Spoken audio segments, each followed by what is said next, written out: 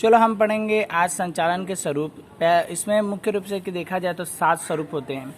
पहले स्वरूप सर्वव्यापी प्रवृत्ति। ये क्या सर्वव्यापी? सभी जगहों पे दिखाई देने वाली प्रवृत्ति मानी जाती है। जहाँ जहाँ मानव लक्ष्य प्राप्ति के लिए कार्य करता है वहाँ वहाँ संचालन की आवश्यकता होती है। जहाँ जहाँ मानव कार्य करेगा, जो कोई भी कार्य, लाभ कमाने का कि रोजगार प्राप्त करने का कोई भी कार्य हो, वहाँ पे क्या होता है कि संचालन होता ही है। संचालन देखा है, संचालन खाली औद्योगिक क्षेत्र में नहीं दिखाई देता, परंतु क्या होता है कि वो बल्कि सामाजिक क्षेत्र होते हैं। समाज में जो भी कार्य होते हैं, वो धार्मिक पूजा पाठ के कोई कार्य होता हो, कृषि हो, सेना हो, शिक्षा के क्षेत्र हो, सभी जगहों पे क्या दिखाई देता है। और कंपनी मतलब इकाई के अंदर भी अलग अलग विभागों में भी ये क्या दिखाई देता है। अब दूसरा पॉइंट देखा जाए तो दूसरा पॉइंट क्या? उद्देश्य लक्ष्य प्रवृत्ति। ये क्या साधन है? साध्य नहीं, मतलब साधन एक तरह का साधन है, आप लाभ प्राप्त करने के आपके लिए साधन है।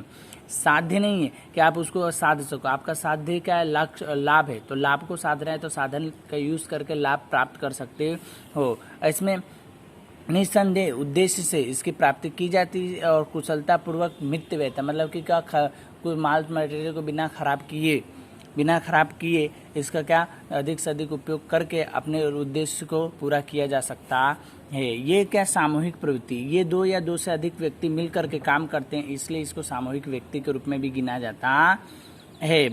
चौथा पॉइंट देखा जाए तो सतत प्रवृत्ति। संचालक की सतत प्रवृत्ति, हमेशा चलने वाली प्रवृत्ति रुकती नहीं है। एक बार प्रारंभ करने के पश्चात ये रुक सकती नहीं है। संचालक उद्देश्य है, परंतु उद्देश्य प्राप्त होने यह प्रक्रिया बंद नहीं हो सकती। नए लक्ष्य और नए लक्ष्य संचालन के द्वारा स्थापित होता है। वैसे संचालन के लक्ष्य और निर्धारण लक्ष्य प्राप्ति के लिए पूर्ण निर्धारित का चक्र किया, मतलब क्या, जो आपने अगर लक्ष्य प्राप्त माना कि लाभ कमाने का आपका लक्ष्य है, तो आपका लक्ष्य पूरा हो गया तो उसको बंद नहीं करेंगे, और भी आगे उसका काम किया जाता है। दूसरा नया लक्ष्य बनाया जाता है और उस पर काम किया जाता है। आगे देखिए तो ये क्या है, तो मानवीय प्रवृत्ति क्या है? मानवीय प्रवृत्ति मानी जाती है। संचालन सर्वव्यापी होता है। संचालन स्वरूप होते हुए भी मानव से संबंधित प्रवृत्तियां तक ही सीमित है। संचालक मानव तत्व स्थान महत्वपूर्ण है। मानव के बिना उत्पादन अन्य साधन के निरर्थक से सिद्ध होता है। संचालन मानव के लिए होता है, मानव के द्वारा ही होता है, इसलिए संचालन के मानव के केंद्र में, मतलब कहा जाता है कि मानव संचालन क्या है? एक मानव के द्वारा होता है।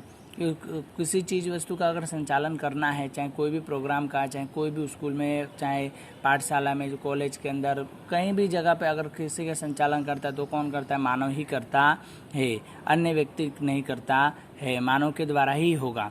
ठीक है। छठा पॉइंट देखा जाए तो निर्णय प्रक्रिया संचालन का कार्य है। क्या है? निर्णय, कोई भी चीज़ का निर्णय लेना हो तो संचालन का कार्य के द्वारा होता है। संचालक कर रहे संचालकों को सतत निर्णय लेने पड़ते हैं। क्या होता है? सतत निर्णय, हमेशा रोज नए निर्णय, किसको देना है, कितने को लाभ होगा, कितनी हानि होगी, सारे निर्णय लेने पड़ते हैं। निर्णय बिना कोई भी कार्य हो सकता नहीं। निर्णय के पश्चात संचालन के पालन हो, इससे संबंधित कार्रवाई करनी पड़ती है। इसके संचालक आदेश, मतलब संचालक से निर्मित जो कार्रवाई होती है वो करना पड़ता है, उसके अनुसार और अन्य कार्य नहीं हो सकता है।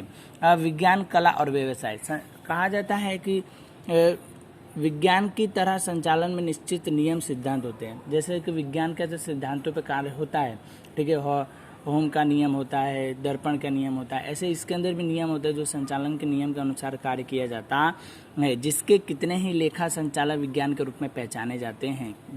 कितने लेखक होते हैं जो इस संचालन के रूप में पहचाने जाते हैं, इनको कहा जाता है संचालक। मानव महत्वपूर्ण होने से उनसे काम लेने के व्यक्तिगत योग्यता, बुद्धि, चातुरता, सूझबूझ की आवश्यकता होती है। जो संचालन में क्या होता है? बुद्धि होनी चाहिए, चातुरता होनी चाहिए, कोई भी कार्य को हम पूरा कर सकते हैं, ये होना चाहिए।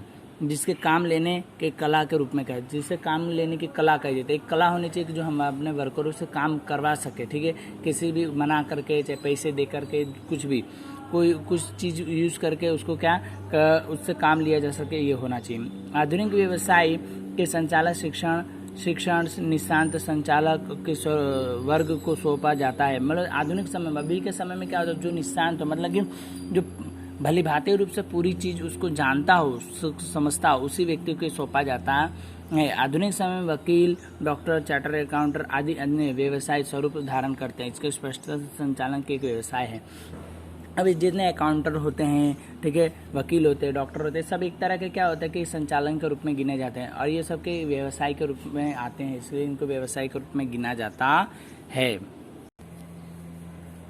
अब हम पढ़ेंगे संचालन का महत्व। संचालन के महत्व में अगर देखें हम लोग तो पहला है प्रत्येक क्षेत्र में आवश्यकता। संचालन की क्या होता है? प्रत्येक क्षेत्र में आवश्यकता होती है। इसके अंदर सभी जगहों पे संचालन की आवश्यकता होती है, जैसे कि धर्म, संरक्षण, समाज, राजनीतिक, शैक्षणिक, खेलकूद, सभी जगहों पे क्या संचालन होता है।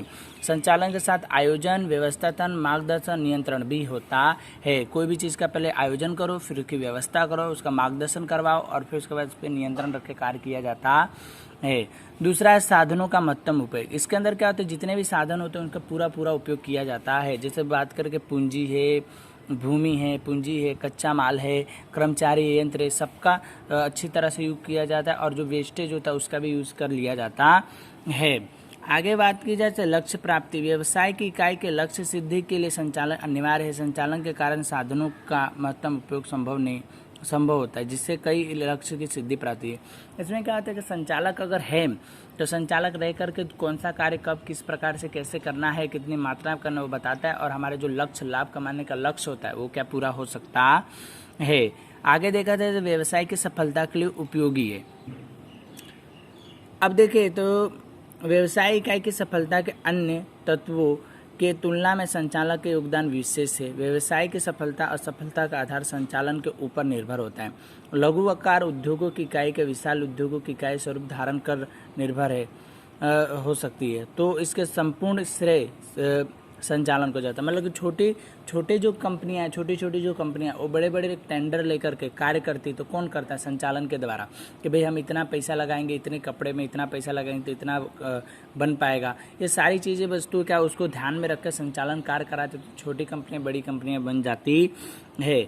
आगे देखें तो रोजगार के अवसरों में वृद्धि। यदि संचालन के दक्ष हो तो कंपनी का स्वरूप विकसित होता है। मतलब संचालक अच्छा हो तो कंपनी का विकास होता है, आगे बढ़ती है, पैसा कमाते हैं, जिससे रोजगार के अवसर में वृद्धि, और रोजगार के अवसर में वृद्धि मिलते है और अन्य लोगों को क्या रोजगार मिलता है और वो काम करते हैं, तो कंपनी बंद होती नहीं है। लाभ में वृद्धि के बारे में बात करें तो व्यवसाय इकाई के सामान्य रूप से लाभ में उद्देश्य से कार्य करते हैं। क्या होता है? लाभ के उद्देश्य से कार्य, और इसके कार्य अगर कुशल संचालक हो तो क्या करेगा कि इसको अच्छी तरह काम करेगा, जो मित्य व्ययता होती है उसको रोकता है, मतलब जो नुकसान होता है उसको रोकता है और अधिक से अधिक वेस्टेज को भी यूज़ करके उसके काम में लेता है, जिससे कंपनी को लाभ होता है।